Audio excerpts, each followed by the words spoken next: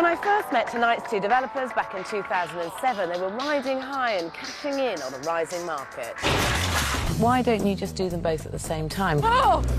Any mistakes you make on this side of the development, you're going to make the same on the other side. This is going to put us another £4,000 over. You need to give some serious consideration to calling in some trades. Now the market's in free fall, just as they decide to up the stakes. We found our next project. It's bigger, it's a little bit more challenging. It is probably going to make us, hopefully, a little bit more profit. I just don't think right now it's the right time to be a bit greedy.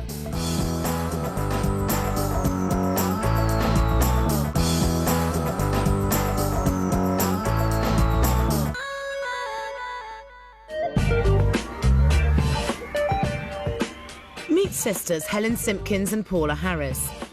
In the village of Warnborough outside Swindon, they're taking on a highly complex first development. This pair of tiny cottages have been knocked through into one, and they want to reinstate them as two extended houses in just 4 months. We're not new to property. We have got between us about 24 properties which are buy-to-lets. Property developing just seemed, on this sort of scale, the next step. Buy-to-lets are one thing, developing is quite another. And while I think this could be a lucrative double deal, hauling these pokey properties into the 21st century will take more than a little skill. Even so, the sisters are overwhelmingly confident. I don't think we can fail on this development. Whatever we did with them, I think we'd make a profit. 120 miles away in Christchurch, Hampshire, newly married Chris and Amanda Hodges have also just bought 2 properties. This pair of worn-out 1930s semis. We can get the first property renovated, on the market and sold, and then with the profits we make from that, we'll be able to do up this house. By finishing one property to finance the other, they're hoping to carve out new careers in developing and a new future together. So you own them both, but where are you living at the moment? Well, we're going to renovate this one on the left, and we're living in the one on the right. So we've got work and home all together. So you're going to do this full time? Yes. Is that right? Apart from the shell going up that we've got a bricklayering to do, we've got no more labour after that, have we? No, we're doing it all ourselves. Right. And have you got any experience of doing this? Well, I'm a carpenter. Right. Amanda's a hypnotherapist. Right. So she's actually told me that she's going to hypnotise me into doing trades that I don't do. Why don't you just do them both at the same time? If you try and sell the one on the left, having not done the one on the right, it won't be worth as much as if they're both done, because there is a knock-on effect down the street. But then not only have we then got twice as much to do, we'd have to think about, do we call somebody else in to do some of the jobs? So then it wouldn't be cheaper to do it at the same time. It would start sort of falling into being more expensive to do it at the same time. But then every month you've got more mortgage to pay, and every month you've got to support yourselves as well. And every month, this kind of heat in the market at the moment, I mean, who knows where it's going.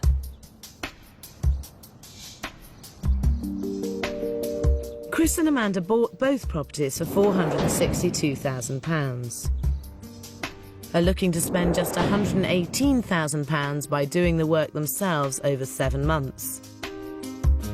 And hope to sell both properties for £670,000, making a profit of £90,000. But especially in today's market, by doing one semi after another, they could seriously jeopardise the sale price.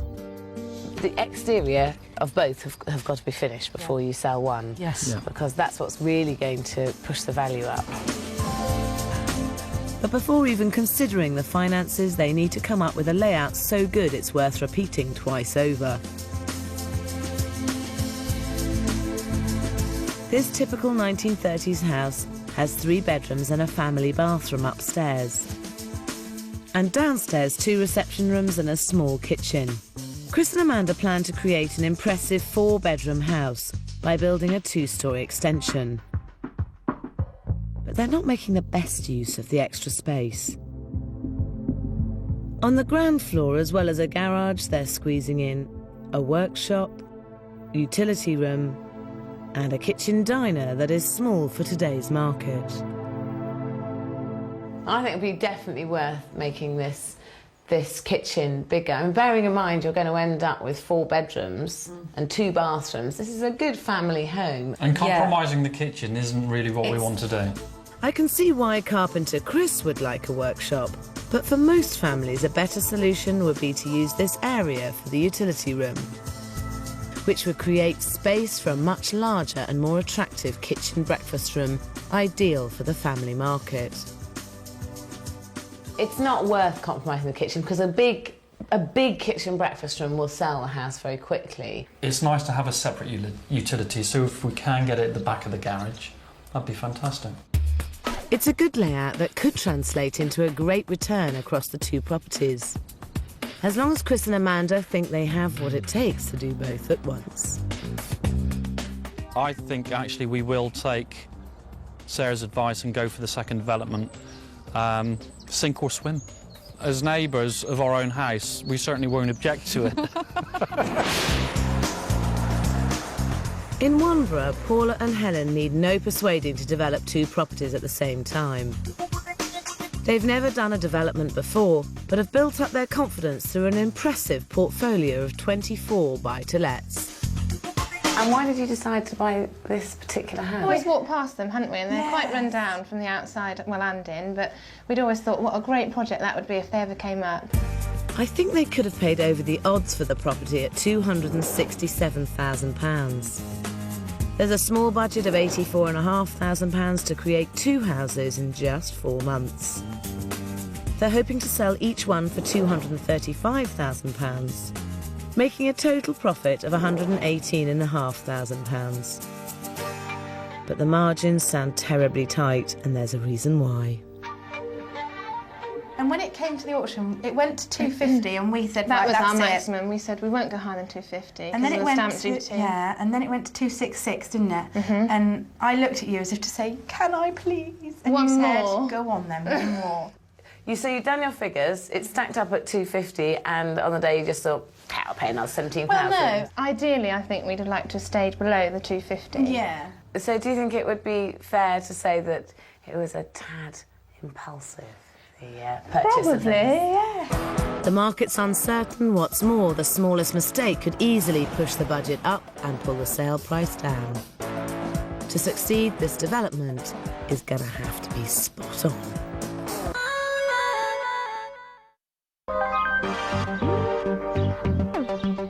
In Warnborough, sisters Paula Harris and Helen Simpkins are hoping to make nearly £120,000 by converting these neighbouring knocked-through properties back into 2 matching homes. But with limited space to play with, getting the layout right is far from obvious. Any mistakes you make on this side of the development, you're going to make the same on the other side, and anything you do right on this side will be right the other side as well. Definitely, yes. The cottages were joined into one by the previous owners. Upstairs there are 3 double bedrooms and 1 bathroom, while downstairs has just 1 kitchen and 3 reception rooms. Helen and Paula's idea is to create 2 identical 3-bedroom cottages. Downstairs, each house will have just 1 open-plan living area, leading to a compact kitchen. Upstairs, the plan is to extend over the kitchen and squeeze in a small 3rd bedroom. But the age-old problem is that extra rooms need extra corridors, and this, together with the new bathroom, means cutting heavily into the 2nd bedroom. It all feels a bit pokey, and they're repeating this layout next door. I think your plans downstairs are pretty good. Upstairs, I wonder whether it's overkill, really. I mean, they are tiny, tiny houses, and what you gain for extending over the kitchen and adding a 3rd bedroom, you lose by making the 2nd bedroom so much smaller. Is any family going to actually want a house with 3 bedrooms, but 2 of them so small you can only just shoehorn a Well, I single think bedroom? really we're looking at a young family or a couple that plan to then have a family. You know, this could be a long-term house rather than a starter home if we did make it a 3-bed, so it opens up our market to a few more. The amount it will cost you to build a 2nd storey, I would question whether you would... I think you'll end up with a house that's worth the same amount of money. With this property, a simple job could cost less and make more. I would scrap the expensive third bedroom and simply have 2 proper-sized doubles. And concentrate on having more of a flexible space downstairs by introducing double doors into the living area. Just whip through these really nice and quickly, really simple, refurb them. Okay.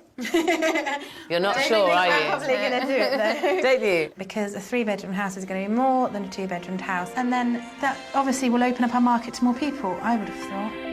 Helen and Paula are determined to do it the hard way.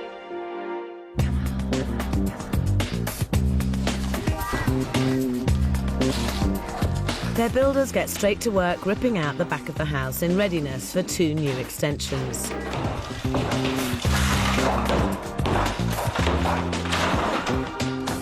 But as they go up, they're also eating up money. Money, it turns out, that is needed elsewhere. The builder Lionel bears the bad news. The roof leaks like a sieve. It leaks like a sieve. Every time it rains, it runs down the walls. I think they need a new roof. The roof looks shot to me as well. The girls paid for a survey, so it's a little odd why this work wasn't spotted earlier. I don't think our survey was actually aimed at looking at the roof. I think it was, is it structurally sound?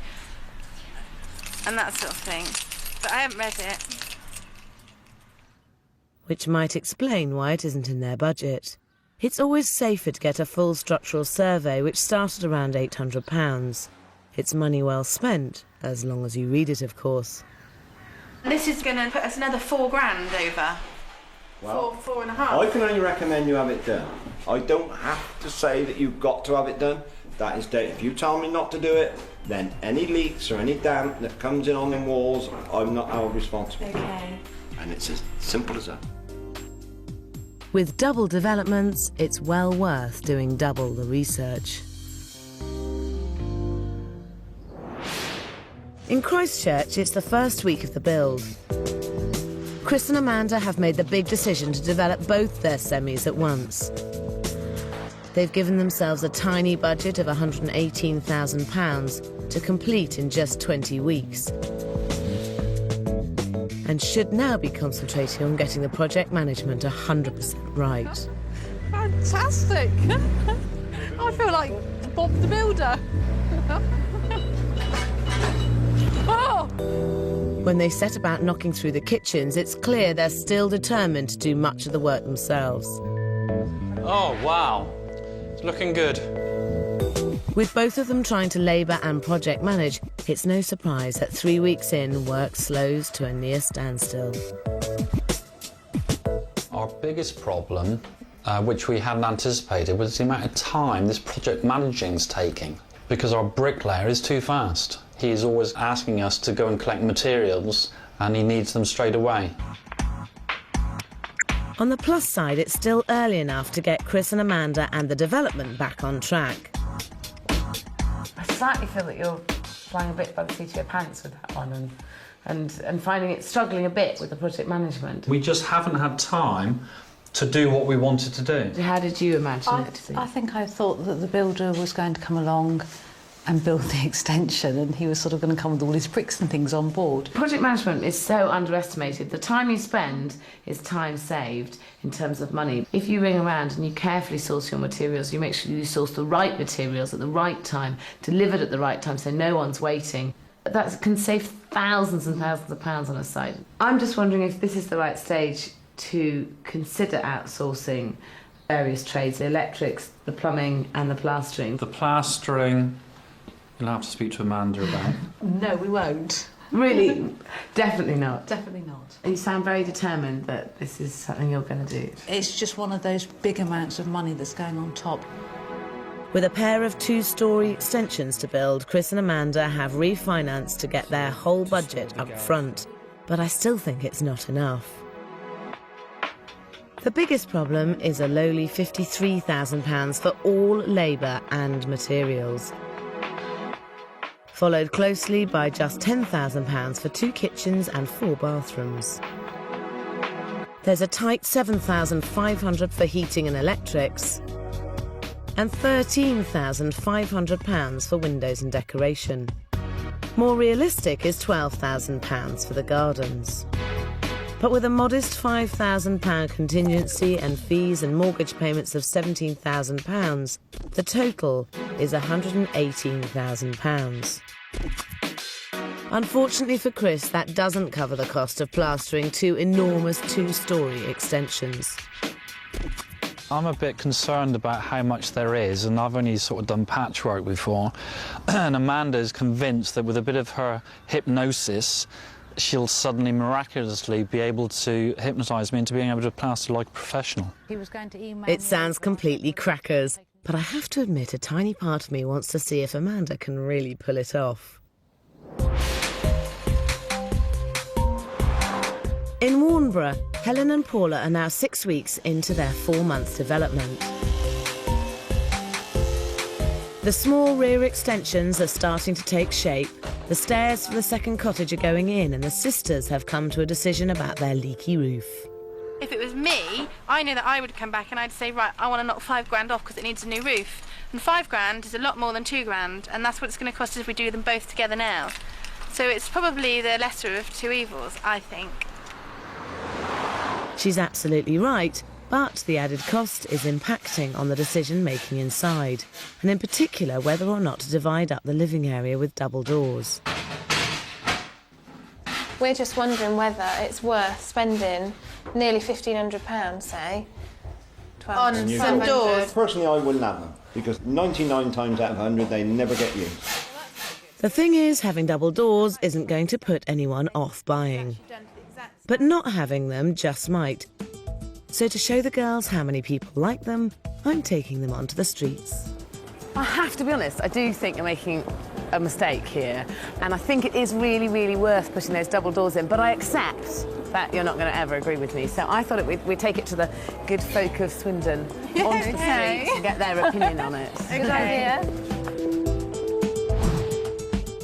If it was your house, would you rather have folding doors that fold back against the wall so you could shut them and have 2 reception rooms, or would you rather have it just as one without the folding doors? I'd go for the folding doors because that's just having my house. Hey. And it makes a huge difference, really? yeah. I like big open plan rooms. Prefer to shut it off.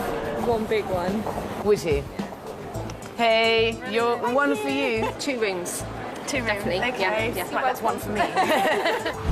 After 2 hours canvassing, half the people we've asked have wanted double doors, which I think is proof the girls should put them in. Allowing families the flexibility to have 1 large living space or 2 separate rooms. But have I convinced the girls? Why should we spend £1,500 of our budget on putting them in when it's not really going to make much difference? What I really want to know is, are you going to put the double doors in or not? I don't think we are. No. Well, you win some, you lose some. In Christchurch, the development is already 10 weeks into its 20-week schedule. With the extensions taking shape, the huge job of plastering both these properties is looming over carpenter Chris. Amanda has definitely told me I will be doing the plastering. She's actually basically saying there's no way we're going to pay someone else to come in. If Chris starts this job, there's a real danger he'll never finish it. Remember that every month that goes by, it costs them £1,800 for those mortgage repayments. Because if I can get out of it, I think I might follow Sarah's advice. But of course, I'm up against Sarah's advice versus Amanda's. And, you know, Amanda's going to win.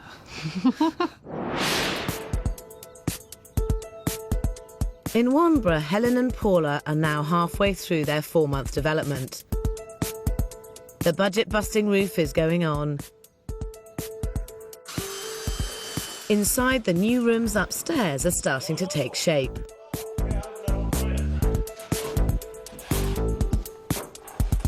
And with 1 bathroom fitted, the girls are realising just how tight the space is. At the end of the day, it's a small space, so anything's going to be a compromise. Yeah. But we've got the full-size bath in, we've got a slightly smaller sink and a full-size loo. Leaving hardly anywhere to stand. The biggest danger with multiple properties is duplicating your mistakes. Hopefully I can head this one off the pass. OK, so this is the space you've got at the moment. Yeah. with the door opening here, then you've got to get round the bath, round here, and then if you were bathing a child, to kind of bend over and you'd have to be like this to get the child in and out of the bath. Are we agreed that we can do better than this layout with the next house? I think so, yeah. When you're dealing with tiny bathrooms, there will always be a compromise, but it's worth looking for space-saving furniture like shorter baths and corner sinks. Okay, so this way you can have the door opening against the wall so that you use the whole space in here. You've got a nice basin, loo and bath. I do think it is still a compromise because Yeah. you have got a sink which is awkwardly sort of squashed into the corner a bit, facing sort of that direction. Plus, it is a short bath. I think that's true, but I also feel that this is a very small house. Really, really tall, 6'5" people are not going to be living in this house because it's too small. So in this situation, I think a smaller bath is forgivable. I think this is a good compromise, and I think we will go with this idea in the one bathroom. Definitely. Great. Decision made. It's just a shame this bathroom is only going in one property. I know which house I would buy.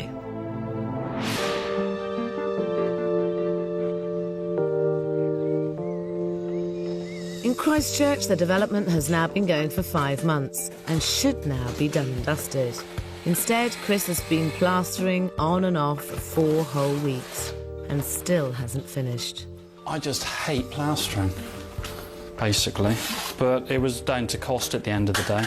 We just can't afford to get a plasterer in to do all the plastering we've got. Chris is deep in the doldrums, and the plastering is only the half of it, because the market has started to cool and speed is now critical. But unbelievably, they're taking on more rather than less work. I allowed a week to do the main roof. I reckon it'll take at least 6 weeks, the two of us. There's so much to do. We need to give some serious consideration to calling in some trades. But we're not defeated. Yes, we are.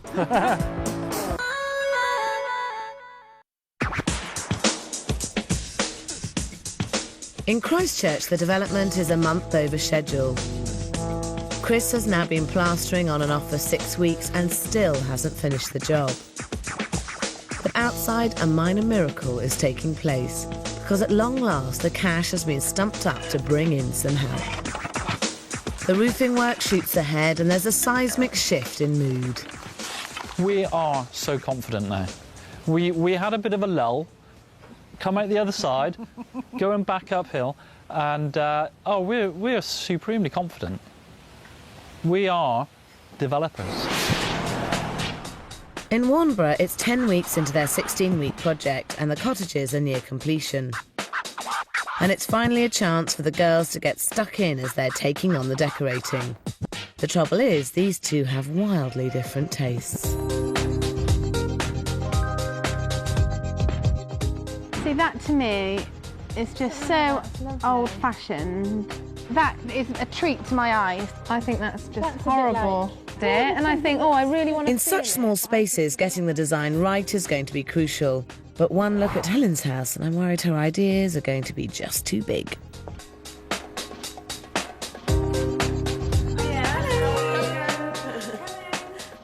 Thank you. Great, this is lovely. Well, look at that wallpaper. As I suspected, Helen loves bold colours and doesn't shy away from even bolder patterns. I feel that the most important thing is to make sure that you have a limited amount of textures and colours in the room because of the small space. Don't go too over the top with it. Just keep it quite simple. Keep it simple, but also you have to bear everything in mind. You can't paint the ceiling one colour, the woodwork another colour, the walls another colour, because it doesn't make it look bigger, it makes it look smaller. We're not just a one-trick pony. I think we're going to do a fab job.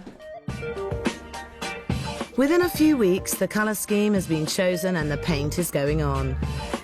I do feel confident that everything we've done has been the right thing. The carpet's fitted and even the garden's taking shape. All that's left is to put the cottages on the market. I think had we left them as two-bedroom houses, as Sarah suggested originally, I don't think we would have made any profit or nowhere near as much profit as we will do. In fact, we'd have probably been lucky to break even, wouldn't we? I think so, definitely. 4 months after they set out, Helen and Paula have managed to pull their twin development in on schedule.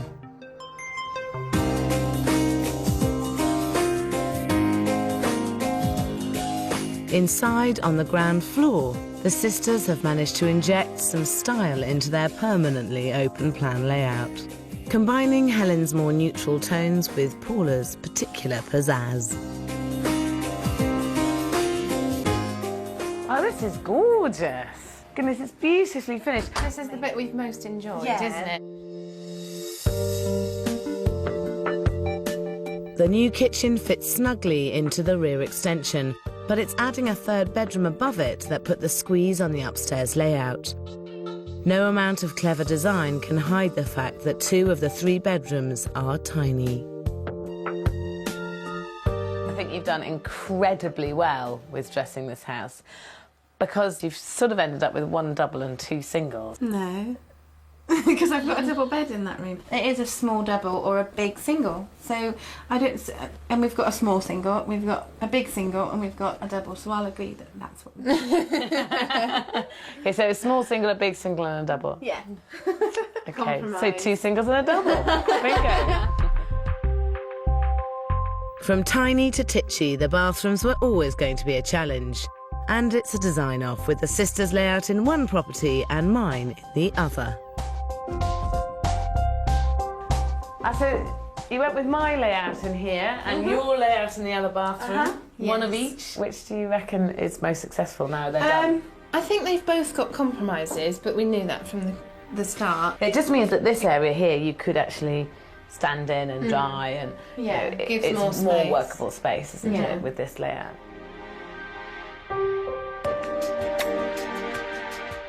One thing's for sure, it's taken a lot of work to push these properties from 2 to 3 bedrooms. So how much did it all cost? Your initial budget was 84,500. How much did you end up spending? 116. So that's £31,500 over budget. How did you go over? Because it was an older property, we didn't anticipate probably as many things come up that did, so therefore had to pay more out on tradesmen to come and put things right that we didn't anticipate. You were originally hoping to sell these 2 houses for £235,000 each, and that would have given you £118,500 profit. How much do you think that each house would be worth now? I'd say 250. But that may be less about the market and more about what the girls need to meet their £118,500 target profit. It's got a good blend of new and old. The original cupboards, the fireplace. Well, the bedrooms are well dressed, but they are small. Kitchen is compact, but they're smart units. Compared to the bathroom in the other cottage, perhaps a little better equipped and laid out. I would value the cottages at £230,000 each. I value each of these 2 cottages at £235,000. I value each of these cottages at £240,000.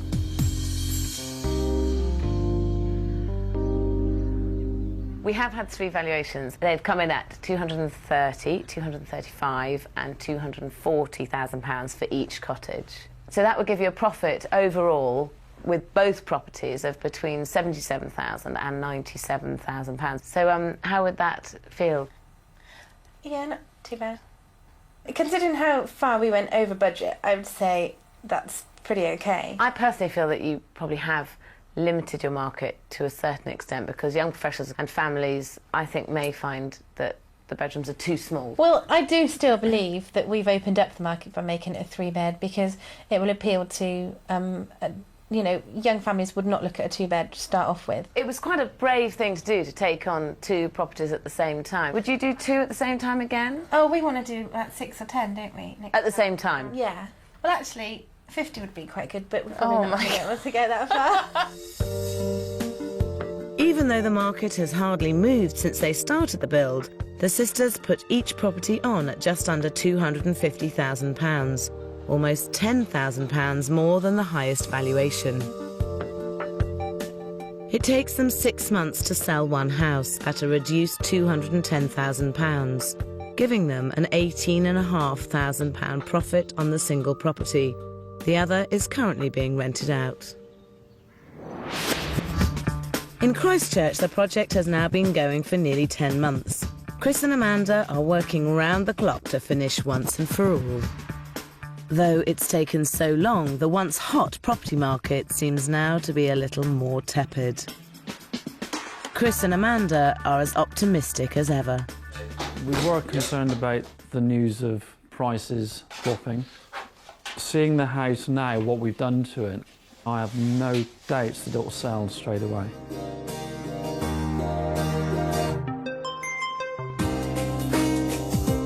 The once shabby pair of 1930 semis are virtually double their original size and practically unrecognisable. What a transformation. Isn't that amazing? It looks a bit different, doesn't it? I'm absolutely transformed. It does make me smile when I drive down the road now. I'm not surprised, I think it makes everyone else smile as well. It looks great. The funds did dry up though, and round the back it's clear one property still has some way to go. But the aim was always to max out on the first sale by getting both facades done, and so far this is looking like a major success story.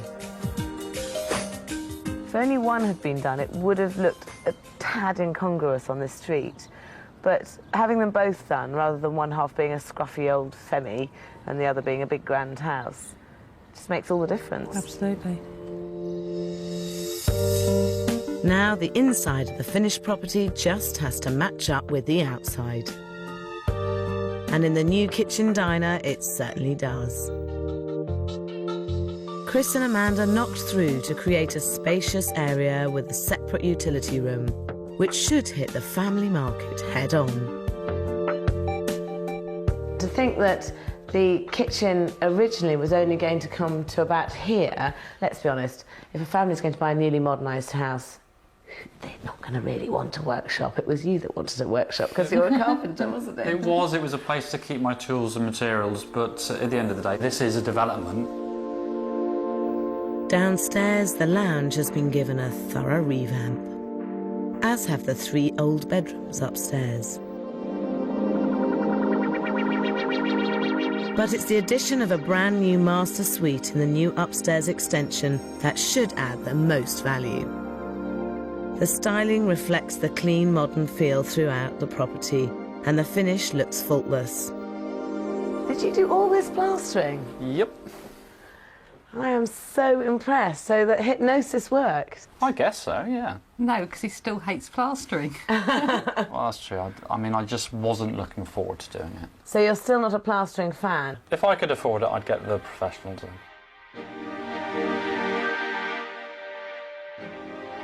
Chris's handiwork is impressive, but taking on so much of the work themselves has proved too big a job.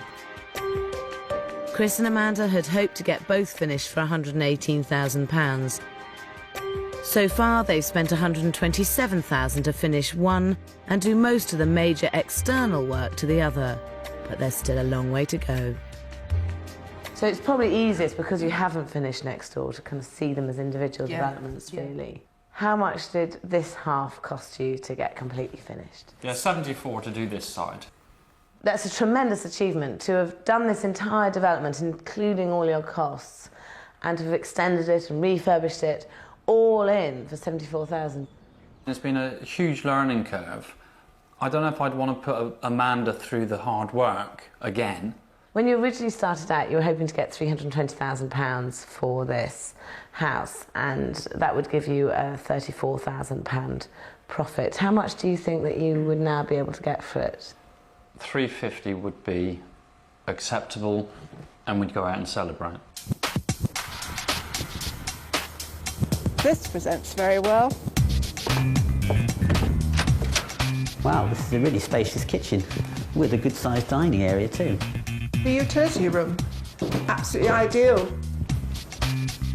I love the decor in here. It's really well done. It's more than a semi-detached because of the presentation and the finish.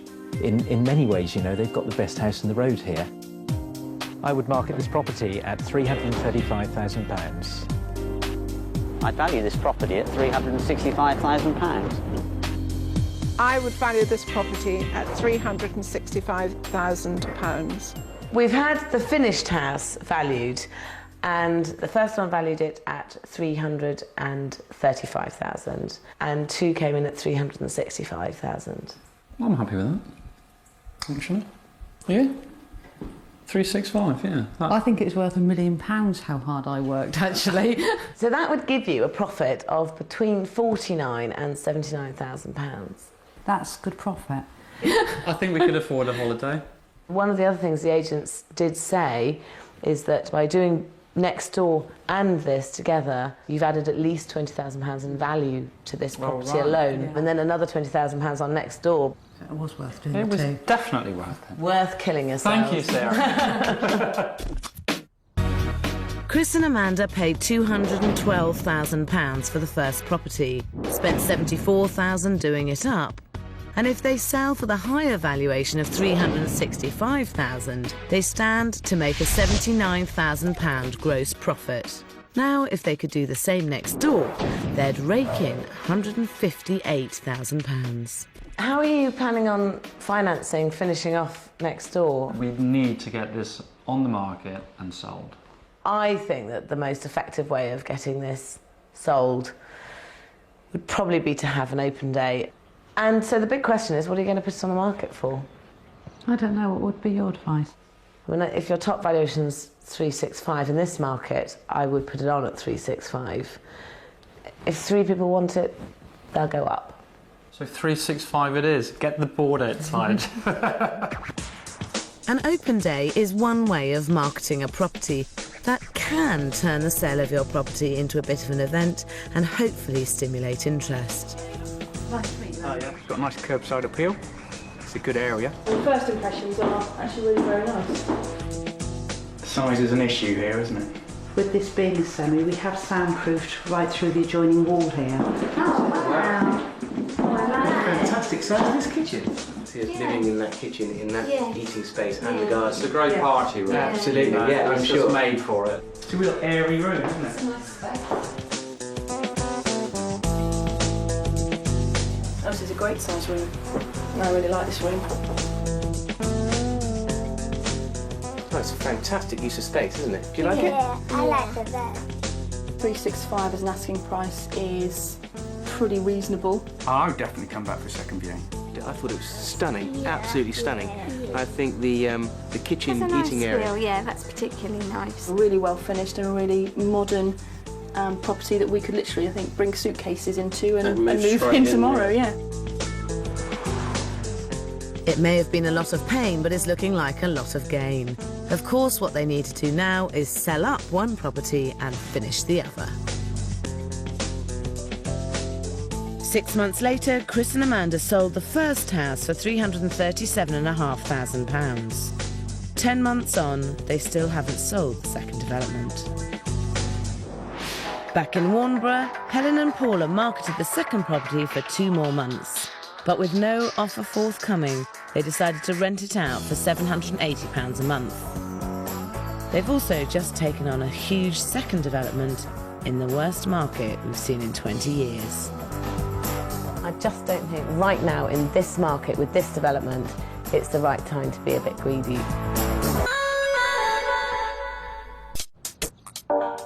It's November 2007. The market's well into its decline, but in Chiseldon near Swindon, Paula Harris and Helen Simpkins have taken on their second project just 3 months after completing their last one. It's a former library and school which they're planning to convert into 3 residential units. The houses this time around are going to be large 2-bedroom properties, and I think we've got the market spot on with this layout this time. Inside, it's a completely empty shell with plenty of potential, but the property does have its drawbacks. We have gone for 2 beds this time instead of 3 beds, but the main reason is the parking aspect, and there is absolutely no parking. There's no question that we can ever get parking, so we're just going to leave them as 2 beds for that reason. But Chiseldon is a commuter village just 2 miles away from the M4, so this lack of parking is a big problem. To save money, the girls have decided to project manage this complicated triple development on their own. So will that be any extra work? Will you have to take the ceilings out, or will they just... We was going to take them out anyway. Oh, right. It's a daunting prospect, but fortunately the figures are on their side. Helen and Paula bought the property at auction for £228,000. This time they have a more generous budget of £150,000. They hope to sell the properties for £170,000 each, which would make a total of £510,000, which would give them more than £130,000 gross profit. If everything goes according to plan, that's an amazing 30% return.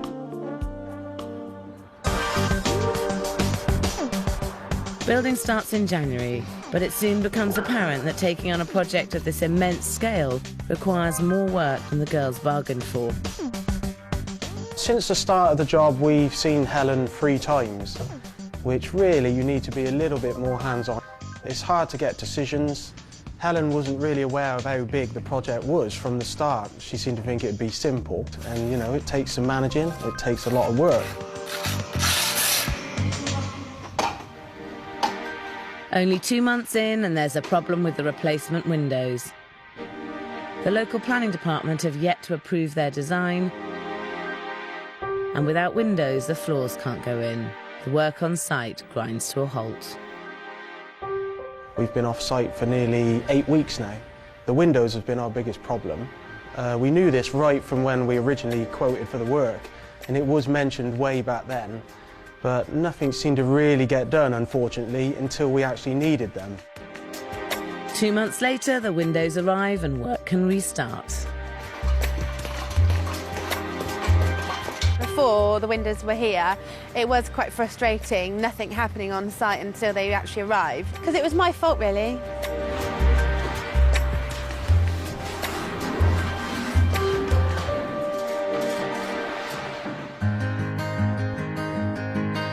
It's March 2009 and their development is complete. But what should have been a 6-month schedule has taken nearly 18 months. The market has plummeted and house sales are down by 64%. Their developments need to be spot on to make people part with their money.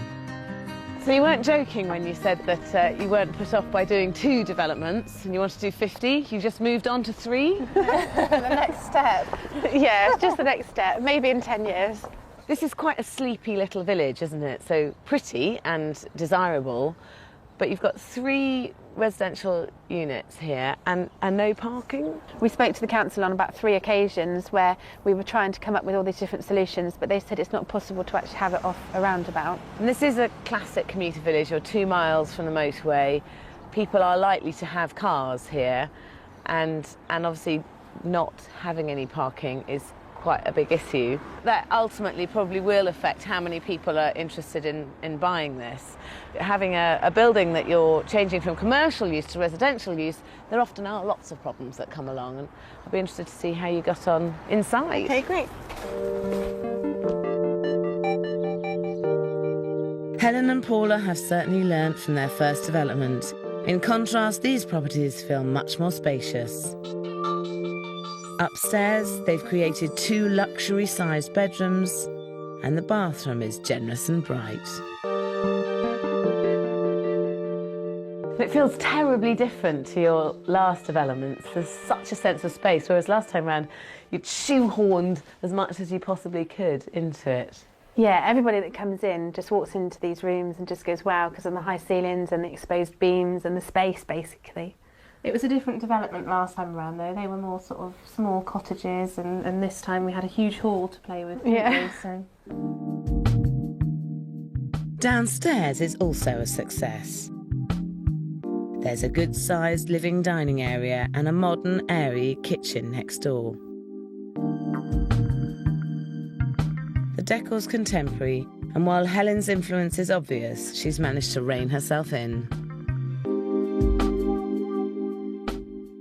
Do you think you learnt anything from the last development which you could use on this one? The market was very different when we bought it. It was very iffy and no one knew what was going to happen. So we had to think really carefully about what we were going to do to this one. And who we were going to sell it to. Yeah. So we thought 3 beds weren't really selling at all, but 2 beds were still quite in demand. And also the fact we haven't got parking led us to think, let's just keep it simple. Helen and Paula obviously did their homework, but it's now 18 months since they bought the property and the market is in its worst state in 20 years. The good news is that one of the 3 has already exchanged and completed, hasn't it? Yes.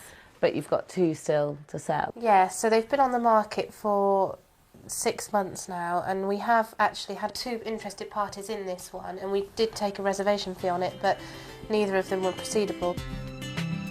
Originally, Helen and Paula wanted to sell the flats for £170,000 each, but with the market downturn, one has already sold for £158,000, £12,000 less than they'd hoped for. The remaining 2 units are now on the market for £165,000 and £160,000. But personally, I still think they're a bit overpriced.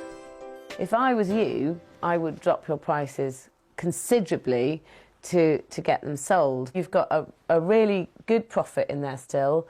It still all stacks up, and I just don't think right now in this market with this development it's the right time to be a bit greedy. I think now's the time to kind of go, you know what, I'll just take it on the chin and walk. Yeah, well, if we can do that, then we will try and do that. So what next? Are you hoping you're going to be able to carry on developing through this recession? If anything, most investors are loving it at the moment, aren't they? 'Cause just grab some getting a bargains. bargain. Well, what they think are bargains, unless they go down even more. I think what this is displaying, this market, to people is that you know, it's not necessarily a win-win, the property game, and when you go down for a lot of money. Yeah. 3 months later, Helen and Paula end up accepting an offer for £145,000 on one property. The other is currently on the market for £140,000. 2 years ago, Helen and Paula made a tidy profit on their double development. When they started their next development, it was a rising market and a 30% return was achievable. But when the market started to turn down, so should their expectations. Well, for Sarah's top tips on weathering the current property market storm, visit channel4.com/4homes. Now, Thursday at 8, Kim and Aggie meet a car boot hoarder.